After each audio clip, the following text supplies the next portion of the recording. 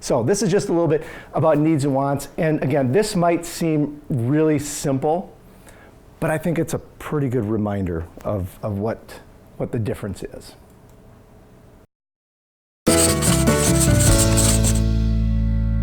Needs versus wants. Food and water, shelter, clothing, these are our basic needs. But do they really stop there? What do you really need? Do you need a phone? What about a smartphone? Do you need a tablet for school? Or a computer? Everyone is going to answer those questions differently because every person has different wants and needs. Just because you really want something, that doesn't mean you need it. So how do you determine what is truly a need and what is just a really big want? Try asking yourself some basic questions. If I didn't have this item, would I still be able to function in life and keep up with my commitments? Or will not having this item severely affect my life in a negative way? For example, if I didn't have a car, getting to work would be a major challenge. But does this mean I need a brand new car? Or will the dependable car I have work? After you've spent some time determining what in your life is a want and what is actually a need, you have to figure out how many of those wants you can actually afford. Because there's no way we can afford all the things we want at once. Give them a ranking and start saving. All right, so just again, basic questions about needs and wants. When deciding if you should buy something, what can you ask yourself to determine if the item is a need or want? What were some of the factors?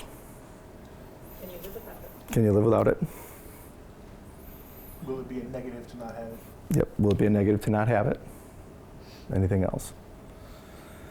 You know, like I said, this seems like such basic information, but I think really kind of going back and looking at it, and when you're making those purchases, really thinking about it, I think can have a pretty positive impact. So why do you think some people spend so much money on their wants despite the financial costs? Maybe we can go back to just the things we were just talking about before, right? It's going to make you feel better. You somehow feel it makes you look better, or that you're able to compete with the people around you, all right? Now, when we set this class up, one of the things we were talking about was your kind of your financial resolutions and things like that. So just real quick, think of 3 things that you definitely know that you need in the next month. And then 3 of the things that you feel are going to be wants that you'd like to have in the next month. And as you're finishing up, those are personally to you, so I'm not going to ask about any of those. But I do want to share, this is an article that you'll have access to too, how wants are going to sabotage, how wants will sabotage or can sabotage your budget. And I love just some of the points that it makes in here. This first one, cost-conscious shopping. One sure way to drain your budget is to shop with too little forethought. It's equally dangerous to make purchases based on too much emotion. In either case, you risk letting your wants take charge of your wallet.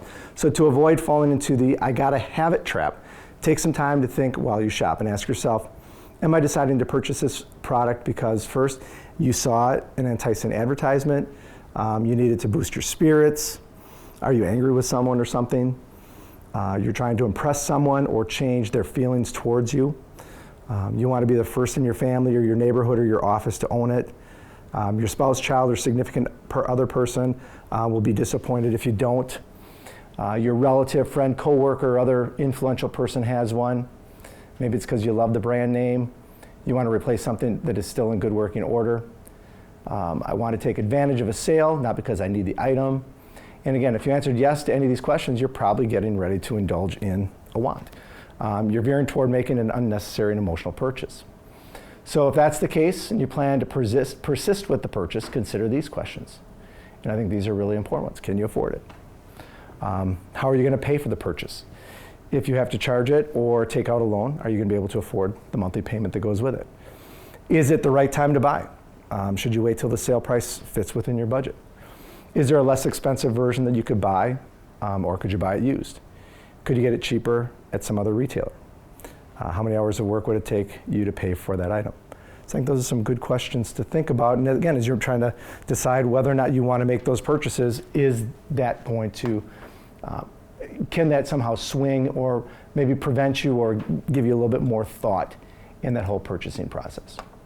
Now, one of the, again, where this kind of leads us to then, and when Lauren came up with this session, the term budget just immediately jumped into my head. And I thought, that's really one of the things. We know that, probably 75% of Americans right now live paycheck to paycheck. And if that's the case, if people are struggling, how is the best way to make it when you've got a limited income? And budgeting really is the way to do it.